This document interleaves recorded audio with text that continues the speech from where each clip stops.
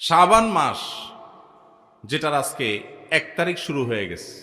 এই যে শাবান মাস শুরু হলো, এই শাবান মাসে প্রিয় নবী সাল্লাল্লাহু আলাইহি সাল্লামের একটা আমল আছে, বলবো আপনাদেরকে ইনশাআল্লাহ। কিন্তু আমলটা করার চেষ্টা করতে হবে। এই প্রমিস, এই ওয়াদা আমার সাথে আগে আসতে হবে। কারা কারা চেষ্টা করবেন বলেন, হাত তোলেন দেখি। আল্লাহ আমাদের সব ভাইকে আমলের তৌফিক দান করুন আল্লাহ। ভাইরা আমার, আমলটা হলো, আম্মা জান আয়েশা রাদিয়াল্লাহু তাআলা আনহা বলেছেন, মা রাআইতু রাসূলুল্লাহি সাল্লাল্লাহু আলাইহি ওয়াসাল্লাম ইসতাকমালা সিয়ামা শাহরিন কাত্তু ইল্লা রমাদান। আমি নবীজিকে পুরো মাস, শুরু থেকে শেষ পর্যন্ত গোটা মাস রোজা রাখতে দেখেছি একবার, শুধু বছরে একবার, সেটা হলো রমজান মাসে। বছরে শুধু একবার পুরো মাস রোজা রাখতেন, সেটার নাম কোন মাস? রমজান মাস। আর রমজানের পরে পুরো মাস না, তবে মাসের বেশিরভাগ দিন রোজা রেখেছেন তিনি, এটা দেখেছি শুধুমাত্র শাবান মাস। কোন মাসে ভাই? শাবান মাস। আম্মা জান আয়েশা রাদিয়াল্লাহু আনহা আরেকটি হাদিসে আছে, সেখানে তিনি বলেছেন, কানান নবী সাল্লাল্লাহু আলাইহি সাল্লাম ইয়াসুমু শাবানা ইল্লা কালিলা। নবীজি শাবানের পুরো মাস প্রায় রোজা রাখতেন, কয়েকটা দিন বাদে, শেষের কয়েকটা দিন বাদে প্রায় পুরো মাস রোজা রাখার চেষ্টা করতেন। একজন সাহাবী আছেন উসামা ইবনে যায়েদ রাদিয়াল্লাহু তাআলা আনহু, নাম শুনেছেন আপনারা? বাচ্চাদের নাম রাখার জন্য অনেক সময় আমরা নাম খুঁজে পাই না, টালটু, বল্টু, নানটু, সন্টু, দুনিয়ার সব আজগুবি আজগুবি নাম বাইর করি। উসামা কত সুন্দর মাধুর্যপূর্ণ একটা নাম। নবীজি সাল্লাল্লাহু আলাইহি সাল্লামের অত্যন্ত আদরের একজন সাহাবী যায়েদ রাদিয়াল্লাহু তাআলা আনহু, তার ছেলে উসামা ইবনে যায়েদ, নবীজি সাল্লাল্লাহু আলাইহি সাল্লাম নাতির মতো আদর করতেন, স্নেহ দিতেন, ছোট মানুষ ছিলেন। উসামা ইবনে যায়েদ রাদিয়াল্লাহু তাআলা আনহু, এই যে উসামার নামে নাম রাখতে পারেন ছেলেদের, উসামা সুন্দর। আমরা আজকাল শর্ট সংক্ষেপ নাম খুঁজি, নাম উসামা 3 অক্ষরের নাম রাখা যায়। তো যাই হোক, উসামা ইবনে যায়েদ রাদিয়াল্লাহু তাআলা আনহু তিনি বলেন, আমি নবীজি সাল্লাল্লাহু আলাইহি সাল্লামকে জিজ্ঞাসা করলেন, হে আল্লাহর রাসূল, তিনি বলেন যে আমি জিজ্ঞাসা করলাম, হে আল্লাহর রাসূল, মা লাম আরাকা তাসুমু ফি শাবান মা লা তাসুমু ফি গায়রি। আপনাকে দেখি আপনি শাবানে যত রোজা রাখেন অন্য কোন মাসে এত রোজা রাখেন না, কারণটা কি? হেতু কি? এ মাসে এত বেশি রোজা রাখার কারণটা কি? রোজার মাস তো রমজান মাস, কিন্তু শাবানে আপনি বেশি বেশি রোজা কেন রাখেন? নবীজি সাল্লাল্লাহু আলাইহি সাল্লাম তখন উসামা ইবনে যায়েদ রাদিয়াল্লাহু তাআলাকে বলেছেন 2টি কারণ। কটি কারণ? মনোযোগ দিয়ে শুনতে হবে কিন্তু।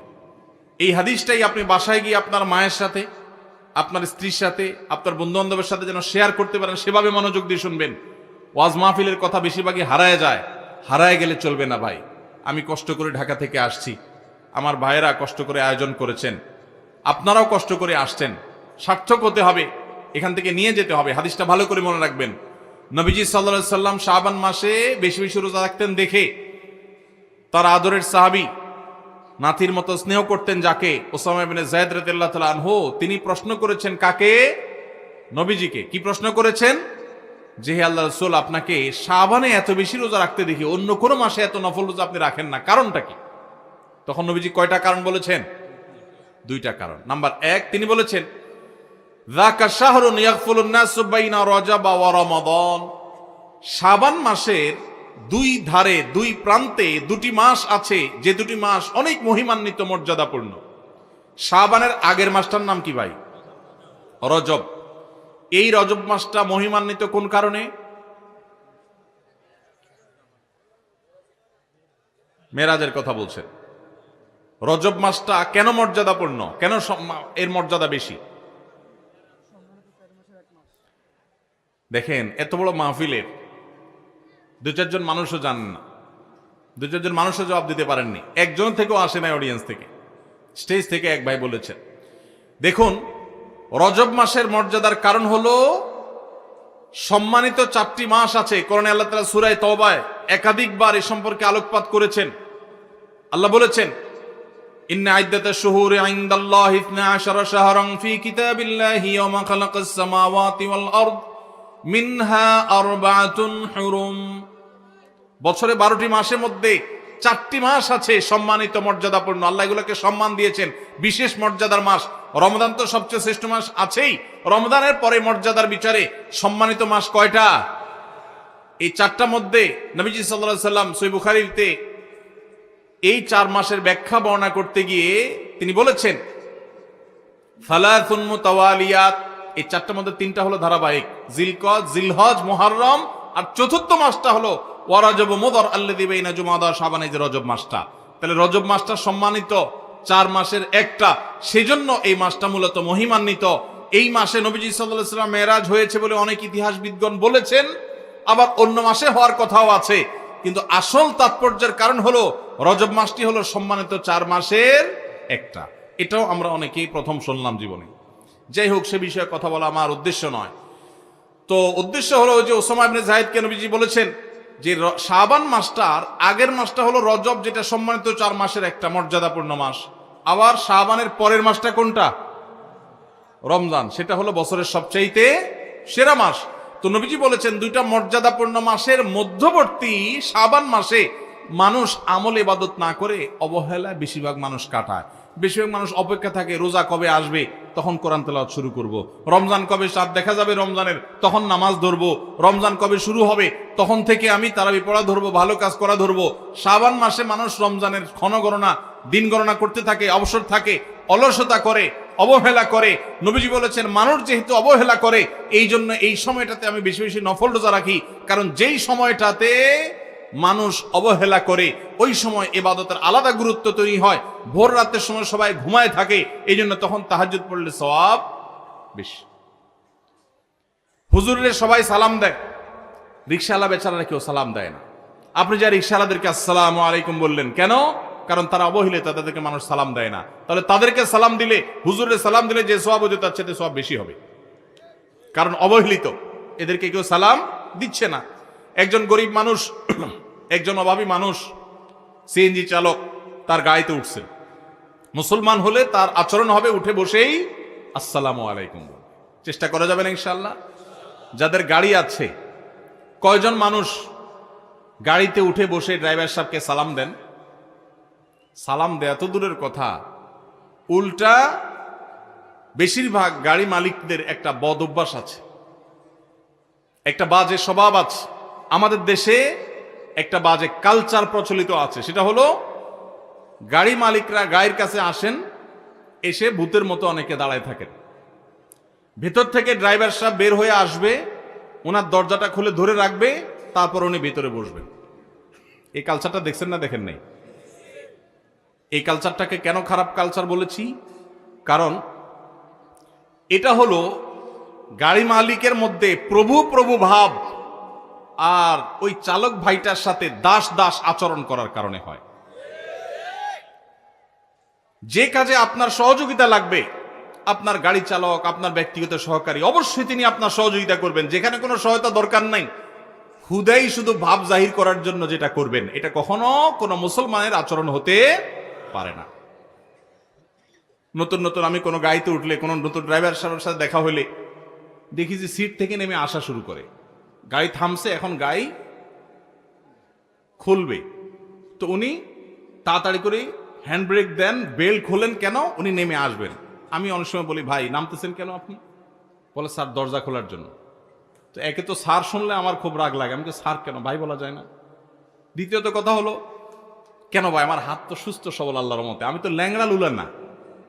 গাড়ির দরজা খোলার জন্য ছোট্ট একটা দরজার লক, এটা ধরে টান দিলে দরজাটা খুলে যাবে। তো আপনি ওখান থেকে নেমে পুরা গাড়িরে তফ করে, এক চক্কর তফ করে এসে তারপরে খোলা লাগবে? দরকার কি এত কাহিনী করা?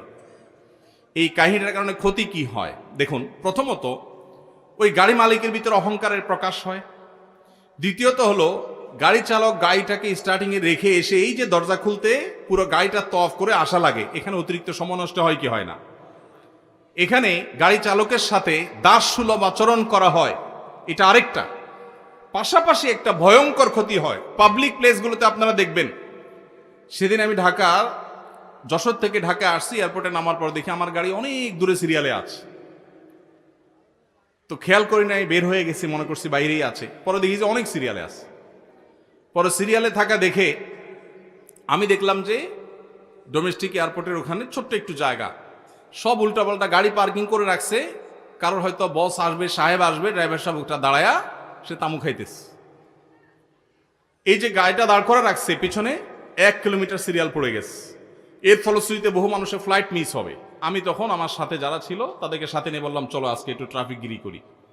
তখন চলে গেলাম, যে একটা একটা করে গাড়ির ড্রাইভারকে ধরে বললাম, ভাই কেন দাঁড়াইছেন এখানে, রং কেন পার্কিং করলেন? এতক্ষণ পর্যন্ত প্রহরী কাউকে দেখা যায় না। যখন আমি এই ডিউটি শুরু করে দিয়েছি, পরে দেখলাম যে প্রহরী সবাই এসে ভরে গেছে আমার চারপাশ। পরে বললাম, আপনাদের আজকে ডিউটি আমি করি, আপনারা শুধু তাকা তাকা দেখেন। হঠাৎ একটা সরকারি গাড়ি আসলো, বিরাট বড় স্টিকার দেওয়া, একেবারে রং ভাবে দাঁড়াইছে, ছোট্ট জায়গা, এরকম বাঁকা হয়ে এমন ভাবে দাঁড়াইছে পিছনে আরেকটা গাড়ি চলে যাবে, যে ওইটা যাওয়ার রাস্তাটা বন্ধ হয়ে গেছে। অথচ এই গাড়িটা একটু সোজা হয়ে দাঁড়ালে, সাইড করে দাঁড়ালে ওই গাড়িটা যেতে পারে। গ্লাস নামাইলাম, ড্রাইভার সাহেবের সিগন্যাল দিয়া, এরপরে বললাম তার ওই বসকে শুনায়া, বস বসা ভিতরে বললাম, ভাই নতুন বাংলাদেশেও এই অহমিকাগুলো দূর করার সময় আসে নাই এখনো সে আগের অহংকার এখনো ধরে রাখছেন। আপনার এই রং ভাবে গাড়িটা দাঁড় করানোর কারণে পিছনে বহু গাড়ি সিরিয়ালে পড়ে গেছে। এটা বোঝার জন্য তো কোনো শিক্ষিত মানুষ হওয়ার দরকার নাই, কমন সেন্স থাকা যথেষ্ট, যে গাড়িটা আমি একটু সাইড করলেই তো অন্য গাড়িগুলো যেতে পারে। আমি ওই যে একটু আগে বলছিলাম, এই যে মাহফিলে আপনারা কত সুশৃঙ্খল, মাশাআল্লাহ, সেই আপনারাই যদি কেউ অটো চালক হন তো দেখা যাবে কল্লা ঢুকে দিছে, রিক্সা চালক ভাই মাথাটা ঢুকাই দিছে, আছে না নাই? এই শৃঙ্খলা বোধ যদি না থাকে, সে শত শত নফল নামাজ পড়েও ভালো মুসলমান হতে পারবে না। আমরা এটা জানি না। এই জন্য ভাই, আমাদের এই শৃঙ্খলা বোধ আমাদের মধ্যে জাগ্রত করতে হবে। চেষ্টা করা যাবে না ইনশাআল্লাহ? পরে এয়ারপোর্টে এসে আমার ডিউটি, কয়েক মিনিট ডিউটি করার পর দেখলাম যে মাশাআল্লাহ পুরা রাস্তা ক্লিয়ার হয়ে গেছে। এরপর পানির মতো গাড়ি চলে যাচ্ছে, জ্যামটা আর থাকলো না। আমাকে ওখানকার দায়িত্বরত ভাইরা বললেন, ভাই আপনি সরেন, আমরা দেখতেছি। আমাকে আপনারা এতক্ষণ কইছিলেন, আজকে ডিউটি আমি করবো ইনশাআল্লাহ, বেতনটা আপনারা নিয়েন। তো আলহামদুলিল্লাহ মানুষগুলো সরে গেছে। তো এই জন্য ভাই, এই শৃঙ্খলা বোধটা অনেক বড় একটা ব্যাপার। এই যে মাহফিল ছাড়বে, মাহফিল ছাড়ার পর হইচই করে সব হুজুর কোন দিকে যাইতেছে, এ বেটারে গিরে ফেলাবেন। ঠিক আছে না? যে বেটা আমাদের এলাকায় আসছে, একটু না হাতালে কেমনে হয়। ময়মনসিং গেছি মাহফিলে, দেখি যে জামা টানতেছে, কাপড় টানতেছে, কেউ কেউ পারলে পিঠ হাতে দিতেছে, কেউ পারলে শরীর হাতে দিতেছে। তাই বললাম, ভাই হুজুরদের বা যে কোনো মানুষকে সালাম দিলে সওয়াব হয় জানি, হাতে হাত মিলায় মুসাফা করলে সওয়াব হয় সেটাও জানি, হাদিসে আছে, কিন্তু শরীর হাতাইলে সওয়াব হয় এটা তো জানতাম না। এটা আবার কোন সওয়াব? তো এই যে আবেগের নামে আমরা ভুল কাজগুলো করি, এগুলো করা যাবে? করা যাবে না। আল্লাহ আমাদেরকে বোঝার তৌফিক দান করুন। তো বলছিলাম, নবী করিম সাল্লাল্লাহু আলাইহি সাল্লাম ওই যে আমল শিখিয়েছেন, শাবান মাসে মানুষ অবহেলিত থাকে, সেজন্য এই মাসে আমলের গুরুত্ব বেশি। অতএব যেই কাজটা মানুষ অবহেলিত করে, গাড়ির ড্রাইভার থেকে কথাটা আসলো, গাড়িতে উঠার পর চালককে সালাম দিবেন আসসালামু আলাইকুম করে। যে মালিক গাড়িতে উঠে বসে চালককে সালাম দিতে পারেন, সেই মালিকের মধ্যে অহংকার নাই ইনশাআল্লাহ, তিনি বিনয়ী মানুষ। আল্লাহ আমাদের সব ভাইদেরকে বিনয়ী হওয়ার তৌফিক দান করুন। ওই যে গাড়িগুলো ড্রাইভার সাহেবদের দরজা খুলে দাঁড়ায় থাকে, কালচারটাকে খারাপ কালচার বলছিলাম যে কারণে, সেটা এখনো শেষ হয় নাই। ওই এয়ারপোর্টের বিষয়টা যে আসলো, সেটা কেন আসলো? এক একটা গাড়িতে ধরেন আপনি এয়ারপোর্ট, হসপিটাল, স্কুল, কলেজ, বিভিন্ন পাবলিক প্লেসে অনেক গাড়ি সিরিয়াল ধরে ধরে আসছে, একটা একটা করে যাত্রী নামাচ্ছে আবার চলে যাচ্ছে। দেখা যায় যে বিরাট ভিড় হয়ে যায়। এই ভিড়ের যতগুলো কারণ থাকে, এর একটা হলো এই কালচার। কেন? কারণ গাড়িটা এসে থামছে, যদি গাড়ি মালিক বা গাড়ির আরোহী তিনি সাথে সাথে পট করে দরজাটা খুলে নেমে যান, শেষ হয়ে যায়। রং সাইডে নামলে অনেক সময় গাড়ি চালক এসে দরজা খুলতে হয়, কিন্তু যখন বাম সাইডে আপনি নামবেন তখন তো সাইড করা, দুর্ঘটনার কোনো ভয় নাই, তিনি দরজা খুলে নেমে যেতে পারেন। কিন্তু চালক হ্যান্ড ব্রেক দিয়ে বেলটা খুলে উঠে এসে গাড়িটার চক্কর দিয়ে তারপরে দরজাটা খুলে ধরবে, আপনি নামবেন, আবার দরজা আটকাবে, আবার সে তার জায়গায় গিয়ে বসবে, বসে গাড়ি টান দিবে। অতিরিক্ত সময় নষ্ট হয় কি হয় না? নামতে যত সময় লাগতো তার চাইতে 3 গুণ সময় অনেক সময় লেগে যায় এই প্রসিডিউর করতে গিয়ে। এটা করতে গিয়ে এক একটা গাড়িতে একজন মানুষকে ড্রপ করতে যদি লাগতো 1 মিনিট, সেটা লাগে 3 মিনিট। তাহলে এভাবে 50টা গাড়ি যদি যাত্রী নামায়, তাহলে 3 50 150 মিনিট নষ্ট হয়। এই 150 মিনিট যদি বেঁচে যেত, তাহলে এই জায়গায় এই জ্যামটা হতো না। আমি কি বুঝাইতে পারছি? এই জন্য যাদেরকে আল্লাহ তাআলা গাড়ি দিয়েছেন, আপনারা মনে কষ্ট নেবেন না। আল্লাহর ওয়াস্তে ভাবসাব ধরে ড্রাইভার এসে দরজা খুলে দাঁড়ায় থাকবে বৃত্তের মতো, গোলামের মতো, এই ছোট লোকের অপেক্ষা করবেন না। একটা হলো হাতে জিনিসপত্র আছে, বাচ্চা মানুষ, বৃদ্ধ মানুষ বা ওইরকম মহিলা মানুষ, আস্ত দিব্যি একজন সুস্থ সবল মানুষ, তিনতলা থেকে হন হন করে নামতে নামতে আসলেন সিঁড়ি দিয়া, গাড়ির কাছে এসে আপনি এখন প্যারালাইসিস হয়ে গেছে, আপনি এখন দাঁড়ায় রয়েছেন। এটা কোন স্বভাব ভাই? এই সংস্কৃতি, ওই যে গাড়ির মালিক ওই ভাব জাহির করতে হবে, এই সংস্কৃতি আমাদের দূর করতে হবে ইনশাআল্লাহ। এই জন্য গাড়ি মালিকদের নিয়ত করতে হবে। আশা করি আমরা এই চেষ্টাটা করব। তো আমি যেটা বলছিলাম, ড্রাইভাররা তাদেরকে সালাম দেন কিনা, কাজের লোকরা সালাম দেন কিনা, রিক্সা চালককে সালাম দেন কিনা? যদি দেন, তাদেরকে কেউ দেয় না, আপনি দেন, তাহলে অন্য মানুষকে, একজন হুজুরকে সালাম দিয়ে যে সওয়াব হবে, ওই যে অবহেলিত যাকে কেউ সালাম দেয় না, সেখানে সালামের কালচার যদি আপনি জিন্দা করেন, সওয়াব একটু বেশি হবে ইনশাআল্লাহ। তাহলে এই যে শাবান মাসে নবীজি বেশি বেশি রোজা রাখতেন, কেন?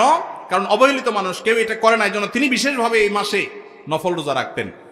এই জন্য তার অনুসরণে আমরাও রাখবো। দ্বিতীয় কারণ তিনি বলেছেন কেন তিনি এই মাসে বেশি রোজা রাখেন, ওই যে উসামা ইবনে যায়েদ রাদিয়াল্লাহু আনহু দুইটা কারণ বলেছেন। এর মধ্যে একটা হলো শাবান মাসটাতে মানুষ অবহেলিতা করে, আমল ইবাদত একটু কম করে, কারণ রমজান আসবে আসবে বলে অপেক্ষা করে, সেজন্য তিনি এই মাসে বেশি বেশি আমল করেন, কারণ অবহেলার টাইমের আমলের গুরুত্ব একটু বেশি। দ্বিতীয় কারণ হলো তিনি বলেছেন যাকা শাহরুন ওয়া হুয়া শাহরুন তুরফাউ ফীহিল আমালু ইলা রাব্বিল আলামিন। শাবান মাসে বান্দার আমলনামা আল্লাহর কাছে উপস্থাপন করা হয়, ফেরেশতারা রিপোর্ট জমা দেয়। ফাউহিব্বু আন ইউরফা আমালি ওয়া আনা সাইম, নবীজি বলেছেন আমি চাই আমার আমলনামা যখন ফেরেশতাদের কাছে পেশ করা হবে তখন আমি যেন রোজাদার থাকি। কারণ আপনি কোথাও চাকরি করেন, সিরিয়াস ডিউটি করেন, একবারও আপনার বস আসে না, একটু মোবাইলটা মাত্র হাতে নিছেন ফেসবুকটা টিপার জন্য, আর তাকায় দেখেন পিছের দিকে বস এসে দাঁড়াবে, মেজাজটা কেমন লাগবে বলেন? খারাপ লাগবে না? আর আপনি অন্য সময় যাই করেন না করেন, খুব সিরিয়াস মুডে কাজ করতেছেন, পিছনে তাকায় দেখেন মালিক এসে দাঁড়াবে, কলেজেটা শান্তি হয়ে যাবে না?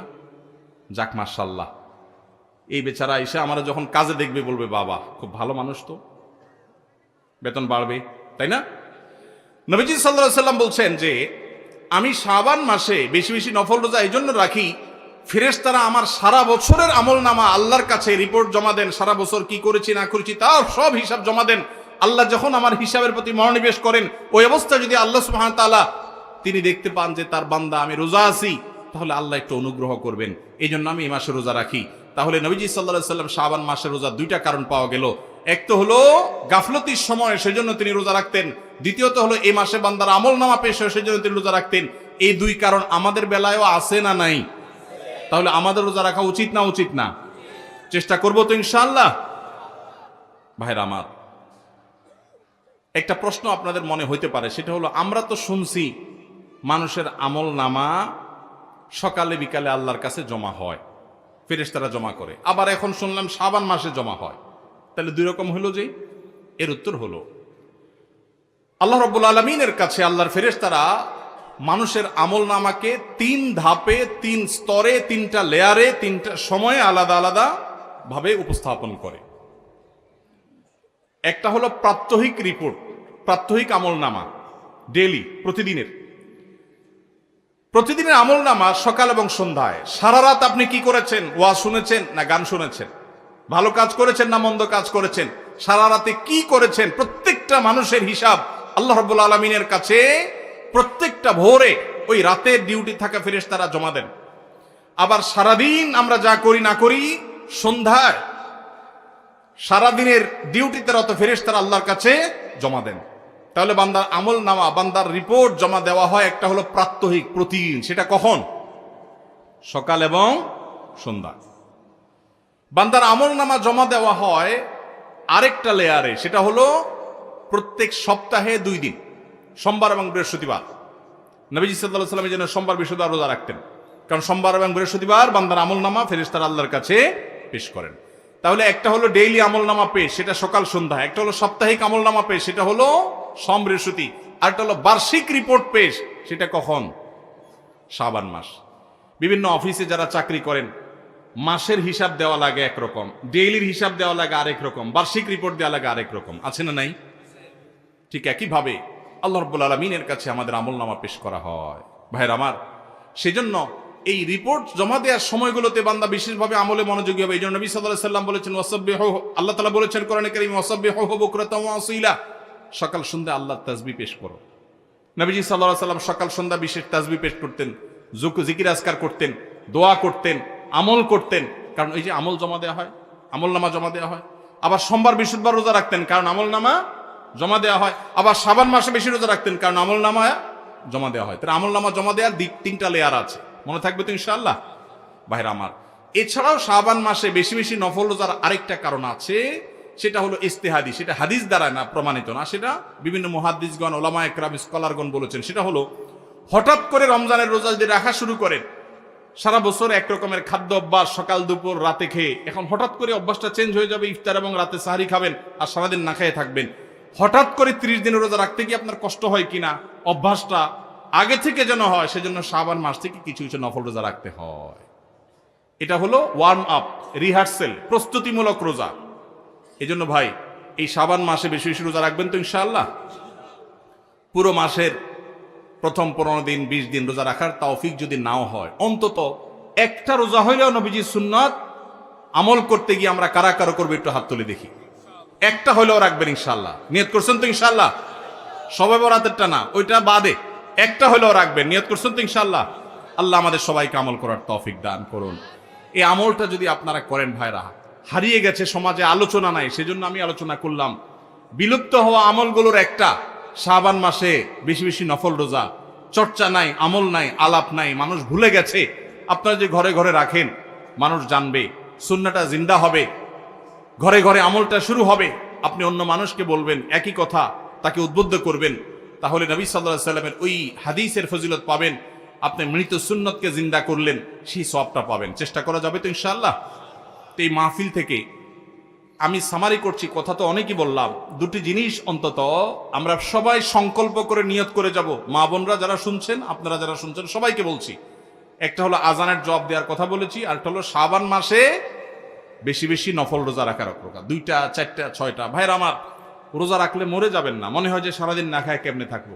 যারা নিয়মিত নফল রোজা রাখেন তারা জান পানির মতো সোজা, কোনো ব্যাপার না, আল্লাহর রহমত। একটু চেষ্টা করলেই হয়, একটু হিম্মত করলেই হয়। চেষ্টা করা যাবে তো ইনশাআল্লাহ? নিয়ত করা যাবে তো ইনশাআল্লাহ? আল্লাহ আমাদের সবাইকে আমলের তৌফিক দান করুন। জাযাকুমুল্লাহু খাইরা ওয়া আখিরু দাওয়ানা আনিল হামদুলিল্লাহি রাব্বিল আলামিন।